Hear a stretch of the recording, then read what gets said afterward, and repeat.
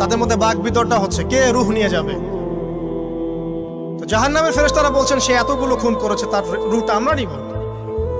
আর জান্নাতি ফেরেশতারা বলছেন না, সে তওবা করতে এসেছিল, অতএব সে আল্লাহর অভিমুখী হয়েছে, তার রূহটা আমরা নিব। আল্লাহ পাক এখানে একটা কৌশল করলেন। আল্লাহ পাক ফেরেশতাদেরকে বললেন, তোমরা রাস্তাটাকে পরিমাপ করে দেখো, যেদিকে যাচ্ছিল তার পরিমাপ বেশি নাকি যেখান থেকে এসেছে ওর পরিমাণ বেশি।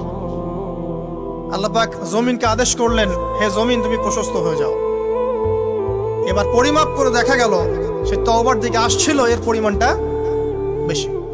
এই একটা কাজের ওসিলা আল্লাহ পাক তাকে মাফ করে দিলেন। মনে রাখবেন, এটা মৌখিক বিষয় ছিল না, সে মন থেকে, ভিতর থেকে কিন্তু সে আল্লাহর প্রতি অনুগত হয়েছে। এই মনের বিষয়টা আল্লাহ ছাড়া কেউ জানে না। আপনি দেখতে পারেন সমাজে অনেকে দাড়ি, টুপি, পাগড়ি, জুব্বা সব লাগিয়ে ঘুরছে, বিশ্বাস করে